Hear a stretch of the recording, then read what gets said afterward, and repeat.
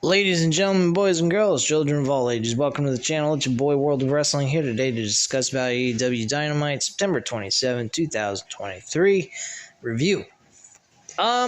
This was a very fun, entertaining show. I mean, the matches, some of them were, whatever.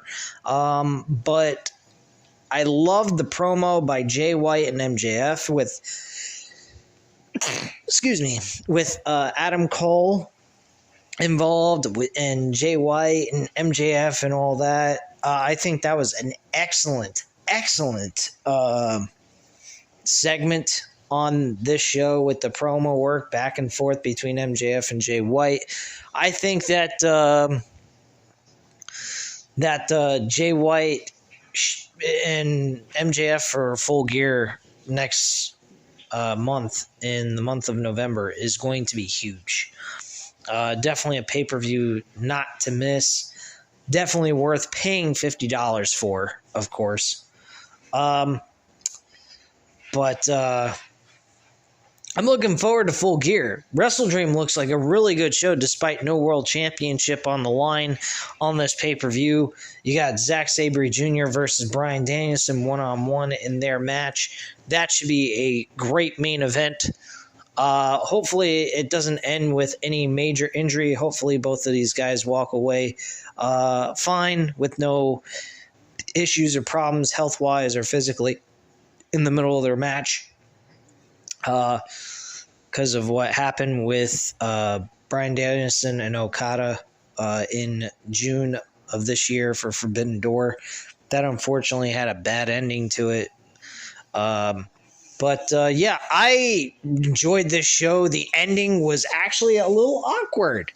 A lot of masked men along with MJF wearing the devil mask. Now, this may not be MJF wearing the devil mask. Maybe it's somebody else. Or maybe it is MJF wearing the devil mask along with a new crew of villains with him.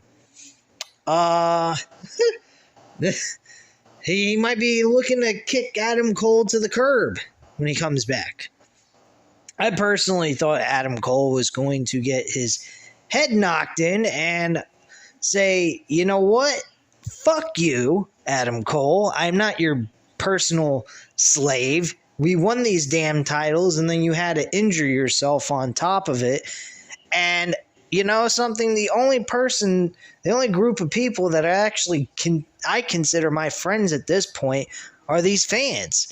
Because even when I was a prick to them and being an asshole to them, they still cheered for me, and I asked them to shut the hell up. And I'm not doing that no more, and fuck you, Cole, you bitch. Because I'm actually not liking Adam Cole right now. Adam Cole's worrying about Roderick Strong and this over-the-top acting job.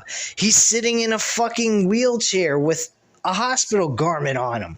He looks ridiculous. And Adam Cole's just like a fucking simp, like MJF would call Roderick Strong, as being a simp. Following along what Roderick says and doing what he says because he's his friend. Okay, I get that, but there's one small problem. He's full of shit. Why would you listen to him? So, fuck him. Who cares? What? Lifelong friendship? Okay, they come and they go. You know, when you got a prick like that, being a douchebag, my attitude is, let him go. Anyway, getting into the show here, we get started with the International Championship on the line. Rey Fenix defends the title against Jeff Jarrett. Why Jeff Jarrett's getting a title shot, I have no fucking idea. This makes absolutely no sense to me. Rey Fenix ends up winning the match, even with all the outside interference by Jeff Jarrett's group. And Karen Jarrett really got involved in this match. And Rey Fenix still ends up winning the match by a cradle pinfall and retains his championship. Fenix leaves the ring as Jeff Jarrett and crew show their displeasure at the result and staff checking on Fenix as we cut to footage from last week, including a unique title celebration from MJF and Adam Cole on a boat. MJF offers to get Cole a beer, but pulls out the Dynamite diamond ring. something that Cole calls him out on without even looking. Apparently, he believes that he was going to hit him in the head, in the back of the skull, while wearing the Dynamite diamond ring and going to punch him in the back of the head. Cole discusses how healthy friendships is to have more than just one good friend, something Max reluctantly agrees to before they get a bite on the line, and a big bite revealing Captain Insano, aka The Big Show from WWE. That was really fucking insane. The three men relax with a beer to close the segment, and Big Show says they're pretty cool guys. What a sick fucking segment that was. That was fucking hilarious. So we get footage from earlier in the week in Tokyo as Don Callis and Takeshita seemingly threatened to take out Kota Ibushi before Wrestle Dream, and a promise that we'll hear from the family later on tonight. So backstage, back at ringside, Renee is in the ring as Takeshita and Callis make their way to the ring amidst a sea of boos from the crowd. Renee asks if what we saw last week means that Sammy Guevara is indeed in the family, something Callis responds to simply by welcoming to the ring the very man himself. Sammy comes to the ring with an updated entrance. Aside from the theme, the crowd booing him as he heads to the ring. He has basically a button-down shirt, looks like a Hawaiian silk shirt, with some sunglasses showing off his chest, with the button-down shirt kind of unbuttoned at the top, and he's looking all cool and hip and whatever, and looking like he's luxurious Sammy Guevara, whatever way you want to look at it. And he's just being a very cocky, egotistical prick. So Sammy and Callis hug it out in the ring, and Takeshita does the same as Callis addresses what went down in Tokyo, calling to roll the tape. The footage reveals Callis and Takeshita entering the dojo, where they go after Ibushi, who holds his own against Takeshita and shrugs off an attack from Callis, but doesn't fare as well with a kettlebell to the head.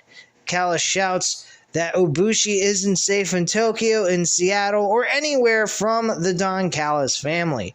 Back in the ring, Callis hypes up his family before Sammy finally speaks up, saying he's been painted as the bad guy when in reality he's actually the hero. Sammy says Jericho's really the villain, something the crowd disagreed with him as he addresses being great on his own, and Jericho seemingly clipping his wings every step of the way once he got closer to becoming a main eventer.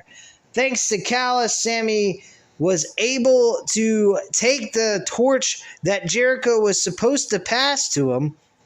And Callis ends up by saying they're going to take everything but the tears from Omega, Chris Jericho, and Ibushi at Wrestle Dream. Should be a good match. I'm looking forward to it. So the family left the ring as we cut to footage from the Texas Death Match from Collision between Bryan Danielson and Ricky Starks. We then get exclusive footage of Wheeler Yuta and Ricky having it out after that match, leading to a challenge for Wrestle Dream, as we get confirmation that Ricky Starks will be facing Wheeler Yuta at the pay-per-view. That should be a fun match as well. Don't know if Wheeler Yuta will win, but chances are he'll probably lose. He's the weak link in the BCC. Back at ringside, Nick Jackson makes his way to the ring for our next matchup, and we're having a three-way match. The winner challenges for the International Championship. This is Nick Jackson, Brian Cage, and Claudio. Apparently, Nick Jackson wins this match. I don't know why Claudio isn't winning the match. Make a lot more sense that Rey Fenix and Claudio are competing over the International Championship, being that one's from Mexico and one's from Switzerland. That would have made a little bit more sense to me, but we're right back with a tag team wrestler competing for a singles championship belt. Don't quite understand the point of that, but Rey Fenix is also a tag team competitor as well. So they are competing in a fatal four-way tag team match with the opportunity to be the number one contenders for the AEW Tag Team Championships some point down the line. Nick Jackson winning doesn't make a whole lot of sense to me. I think Claudio's the better choice, but they went with Nick Jackson, unfortunately, and Nick Jackson is facing Rey Fenix for the AEW International Championship. I believe that is next week. I'm not 100% sure, but I believe that is the case on Dynamite. So we will see these two compete over the title. It should be a good match. I'm not saying it won't be, but don't quite understand it, but whatever. Video package: The Righteous are ready to challenge MJF and Adam Cole at WrestleDream for the ROH World Tag Team titles, stating it's easier to forgive enemies than it is to forgive fake friends. Very true. And back at ringside, MJF and Adam Cole make their way to the ring to a big pop from the crowd, and Cole is struggling with his crutches as MJF heads down fairly quickly, but both men make it to the ring all the same. Max gets a chair for Cole so he can be seated, but they still pose before MJF gets the mic to speak.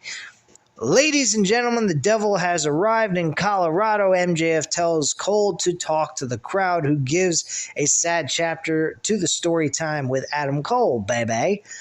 He talks about his ankle exploding, suffering from torn ligaments, and to having to get surgery as well.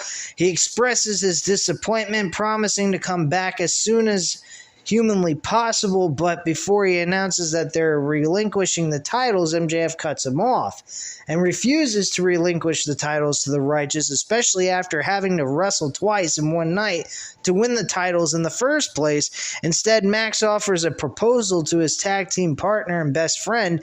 He will defend the titles in a handicap match this coming Sunday, and he's going to win because they are better than you, baby. So, my attitude on this, they're going to keep the titles, and MJF's going to have to defend those titles by himself all the way through until Adam Cole can come back. Now, a fractured ankle, I'm not sure how long that generally takes. I think a fractured ankle, like a broken arm, would probably take about 6 weeks. Maybe more, like 6 months. Somewhere in that kind of range. I'd say in about 2 to 3 months he would be fully healed from this. So he's going to have to defend those titles by himself for 2 to 3 months. I don't even see that happening. I see eventually he's going to get fed up of it, and he's going to say, fuck this shit, I'm done. Adios, amigos. And Adam Cole can go blow himself. And then all of a sudden we get a hollering for Adam. Of course, this is Roderick Strong and the Kingdom showing up on the stage, with Strong saying he needs Cole more than ever in this time of emergency. Really, with a man with a broken ankle. That makes a total lack of sense. He acts like he's blind. His neck is in a neck cast. I mean, this whole thing is idiotic. And MJF says it as simple as can be. Roderick Strong is a fucking simp, and so is Adam Cole at this point. I'm not really liking Adam Cole. I really ain't. I really wish MJF would have turned his back on Cole, stuck with the fans though, said, I respect the fans and I appreciate you guys, but fuck you. I'm going ahead and willing to defend these titles by myself so we don't have to relinquish them, and you still can be my tag team partner and we can hold championship gold together, and you're going to go ahead and worry about this dumbass? I mean, I understand caring about your friends, but don't you think you're being used here like a putz? I mean, me personally, I'd have just taken the Dynamite diamond ring, put it on my hand, and smashed Adam Cole in the back of the fucking head and called it a day. That's what I'd have done. Because Cole's just being a fucking retard in this whole situation. I'm not particularly liking this at all, the way they're going with Adam Cole. Adam Cole's looking like an idiot, and MJF's being a soft-hearted person for just to say he has a friend. My attitude is, his friends are the fans. Who the fuck needs Adam Cole? Adam Cole's being a schmuck. I'd be cutting my losses with his sorry ass. Guy's a fucking putz falling for an idiot. So MJF tells Cole to go to his boy Strong and that the titles will be here for him when he gets back. That is something I did not like. Now I hope that's all just a phony baloney bullshit story for Adam Cole's sake, just to get Adam Cole to feel comfortable going off and disappearing so that MJF can just fucking cut his losses with Adam Cole and being tag team champions at this point, personally. Because I think this whole thing has just now become idiotic now this injury came about. So, I'm not particularly liking the way things are looking right now. But yeah. So, let's continue on. So, once Adam Cole goes ahead and, acts like a good little boy and rolls down, goes up the ramp with Roderick Strong and all that bullshit. We then go from there, and MJF tells Cole to, and Cole reluctantly gets out of the ring and goes with the Kingdom and Strong heading to the back. As MJF starts to speak again, we get a Bullet Club Gold entrance theme song playing. Jay White, baby. Oh, yeah. The Bang Bang Gang. Love this shit. They head out to the stage before Jay White heads down the ramp with the mic in hand. A Too Sweet chant gives Jay some pause, quickly followed up by an MJF chant before Jay cuts Max off from speaking. Jay says everyone has heard enough from Max and would like to hear from Jay for a change. Jay offers Max a chance to reveal in his moment something MJF doesn't take kindly to as he runs the switchblade down. MJF says he's been compared to a lot of people in his career, and as his star rose, the goal posts kept moving and it never bothered him till he read MJF is good, but he's now Jay White. I don't know who the fuck would be comparing MJF and Jay White at all, saying MJF is no Jay White. I mean, Jay White I'd say is a better wrestler than MJF, but Jay White is not a better storyteller than MJF. If you kind of get what I'm saying here. There's a big difference between being a storyteller and being a great wrestler. If you can be both, then you're an amazing performer. MJF is a great storyteller. He's also a decent wrestler. I'm not saying he's a great wrestler. He is a decent wrestler. He's a good wrestler in the ring, but he's not going to give you wows and woes and holy shit. He's going to give you heartfelt moments in the middle of the matches. Whether he's the good guy or the bad guy, he's going to get you pissed or he's going to get you excited to see him make a comeback in a match or something like that. That is what MJF does. He pulls your emotional strings. Jay White is more just what MJF described him as in this promo. He has no taste. He has nothing. He's Jay White is just bland food, while MJF is a filet mignon type of steak. I mean, he is really good food. Well, comparing yourself to food, you get my point. But the point being is, he actually has a lot to offer as a wrestler, while Jay White is just bland. Jay White is bland, but he's an amazing wrestler. That I don't mind. I like good wrestling.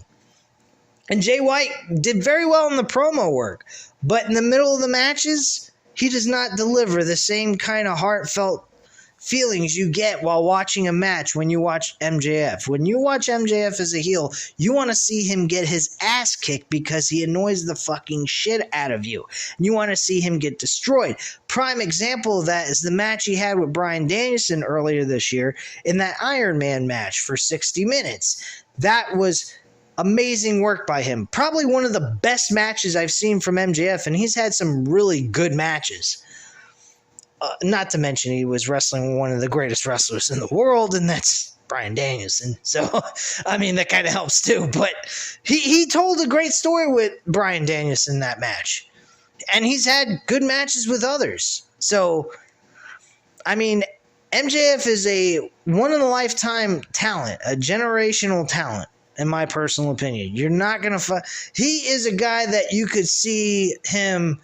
I look at him as a better Austin Theory. I mean, Austin Theory and WWE's looked at the same way, I guess you could say, as a MJF, but he is nowhere near MJF. I'm sorry. MJF could walk circles around his ass, or run circles around him, truthfully. So, I mean, you got MJF doing a promo with LA Knight or The Rock. You got a fucking great promo. MJF is a great promo guy, and he's really good in the ring when it comes to telling a story.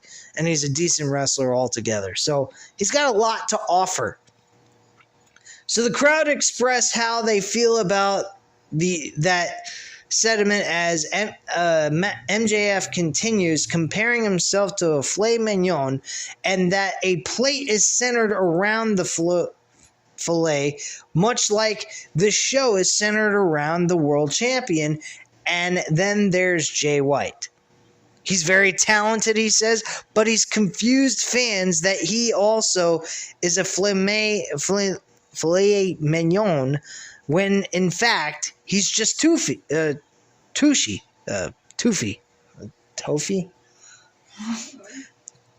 Some kind of he's just bland fucking food. So, funny thing about tofu, it takes on the flavor of whatever you add to it, but you have to add to it.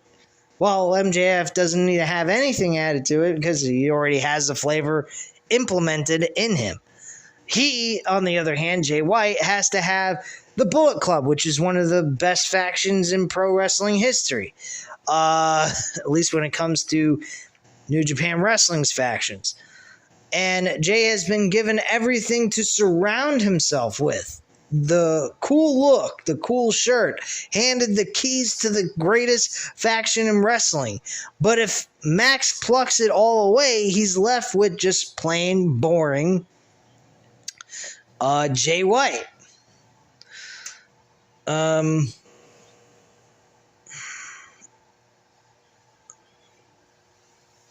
Boring tofu. Okay? So he calls Jay White for jumping on his plate, saying that the switchblade is all hype before giving him advice. If he were Jay, he'd leave this ring and stop talking smack to Max's pores.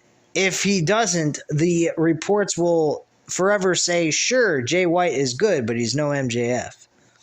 Jay mocks this, saying he came out here for his own personal MJF experience, but says he's a little bit let down. Jay's interrupted by a tofu chant before saying something is off about Max's these days, about MJF these days. It's either the injury or his new bromance with Adam Cole.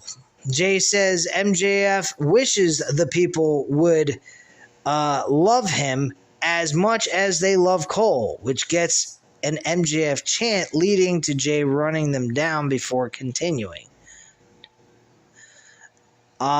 Jay says this situation is partly his fault, that if he hadn't taken Cole out with injury back at the first Forbidden Door, none of whatever happened would have ever occurred, except that Cole getting injured last week is all Max's fault. Jay's been ruining MJF's life from afar for a while now, but the time is right for him to ruin his life up close and personal. I liked it. I really did like the comeback that Jay White came at MJF. Personally, if you were to take MJF and make him lose to Jay White for that world title, I would be totally fine with this change of world championship. But then again, I don't know. I don't know how I'd feel. I mean, I would be fine either way. Is there a bigger story coming out of this with Jay White if he ends up winning the title, or is it more is the bigger story in MJF? I think the bigger story is in MJF, following with Adam Cole and where we're going with that. I think that's really where we need to stick with, and the world title needs to stay on MJF until we can get to a conclusion with the Adam Cole MJF story. That's truly how I feel. So Jay White, unfortunately, I think he's going to get a shot, but he's going to lose at Full Gear. And I think down the line next year, he will become the world champion at that point. So it's all about timing. I don't think Jay White's time is just yet to become world champion. So I would hold off on him becoming world champion. As much as I want to see him champion, I think it might be being a little impatient to do that. So I think probably it would be best off of him waiting until at a later time in 2024.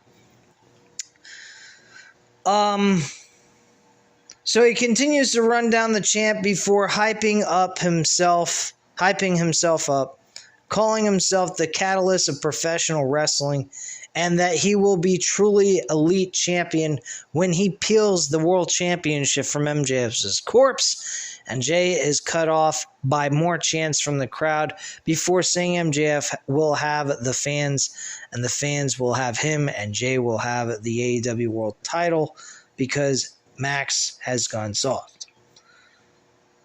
This riles the world champion up, taking his shirt off as he goes after the Switchblade, who wisely escapes the ring as he jaw jacks with the champ from the ramp. So we cut to a sit-down interview with Jim Ross as Darby Allin and the new TNT champion Christian Cage, who claims that Darby's previous wins were flukes and that Darby is nowhere near the man that Cage is.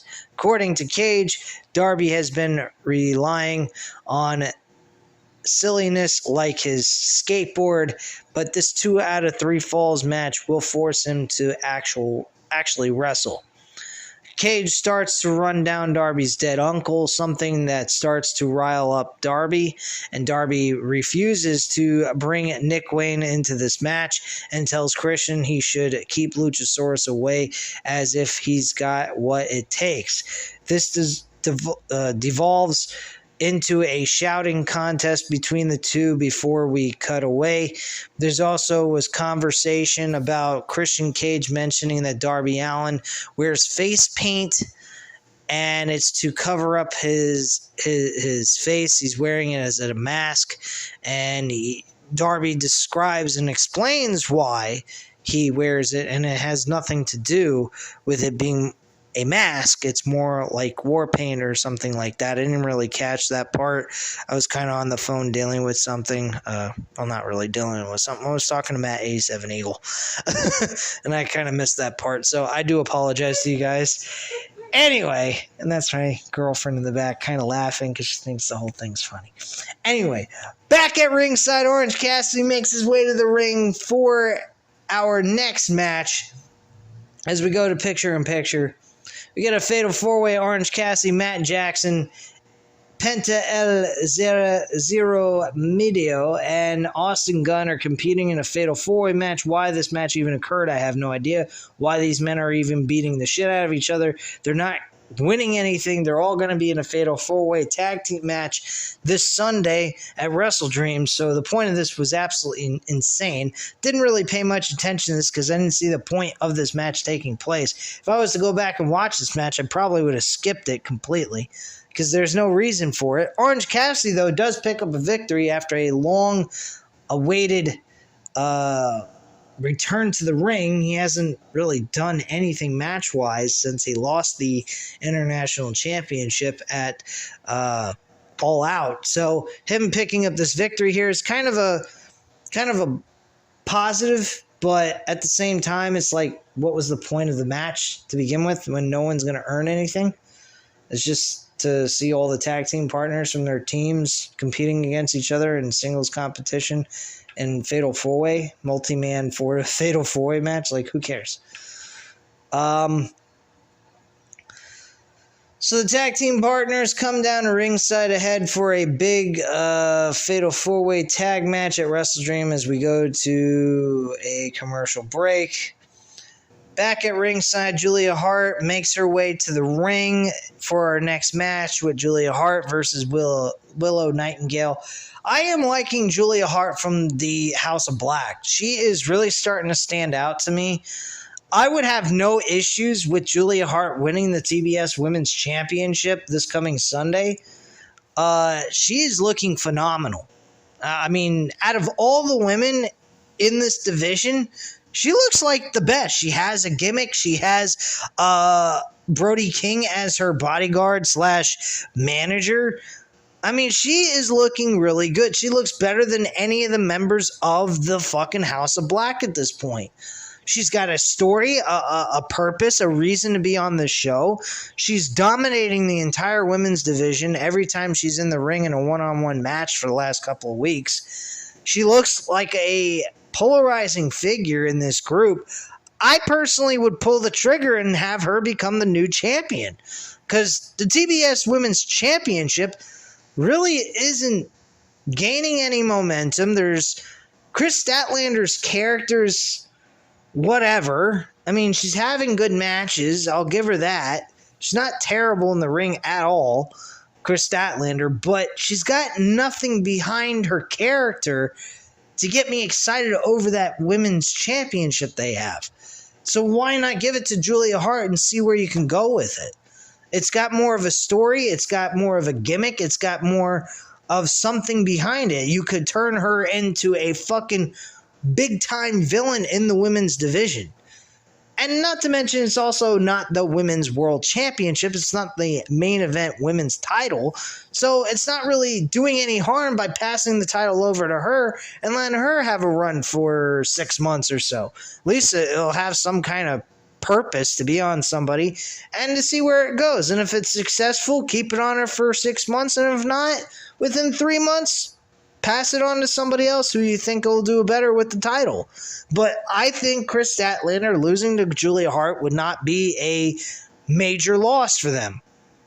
I think Chris Statlander can do bigger things, competing over the women's world title against Saraya. I think that would make her. I think Chris Statlander would do well with the AEW Women's World title. I don't think she needs to be the TBS Women's Champion at this point.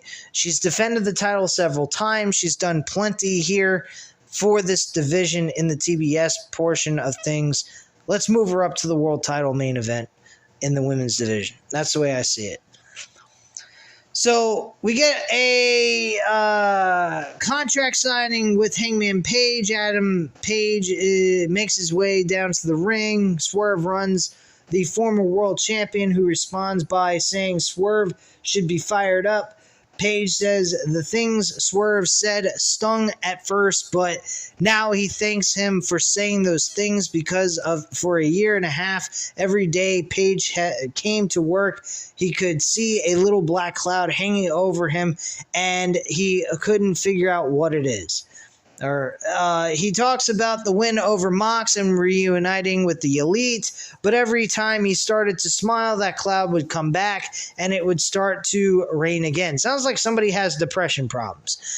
He tried to keep an umbrella by his side, but he weathered the storm, and those comments washed something out of Page. Now that he's had time to reckon with that, he's come to realize that those people deserve the best from him, and he deserves it for himself. They go back and forth, yada, yada, yada. Same reiteration of stuff that they've talked about, which is good. Good commentary stuff about the storyline. Swerve's looking to take the torch from him. He wants to get to his spot. He wants to become a world champion at some point, and he wants to kick some ass and become a main eventer instead of playing the mid-card division. He goes to sign the contract, and Paige takes the pen and takes his own pen and stabs it right through fucking Swerve Strickland's hand. They get into a fallout brawl. They have security separating the two, and they're both screaming at each other and going nuts. From that point, we rush backstage. Security's rushing back there to stop another conflict as the show comes to a close, but not before we cut backstage where someone dressed as the devil, quote unquote MJF, and some masked thugs beat up Jay White. This devil grabs the camera and we cut to black to end things from there. This was a very interesting ending. I really liked the ending as well. It was a nice cliffhanger. It's definitely something that we can sink our teeth into for the next Dynamite episode. Maybe we'll get more information about this situation on Collision. But I truthfully, based on the facts that their ratings are only like 400 to 800,000 viewers, I would save this for Dynamite. This is more of a Dynamite storyline I would keep on there. But if you really wanted to push it to Collision, just for the sake of continuing to push this storyline further, I guess okay, that's a risk, but I would do it. I wouldn't blame them for doing it personally, but I would save it for Dynamite. It makes a lot more sense, and it's a bigger story to put it on Dynamite since it's their flagship show anyway. But anyway, guys, that's all I have to say at this time. You know what to do. Hit the like button if you like this video. Hit the subscribe button if you're not already subscribed to the channel.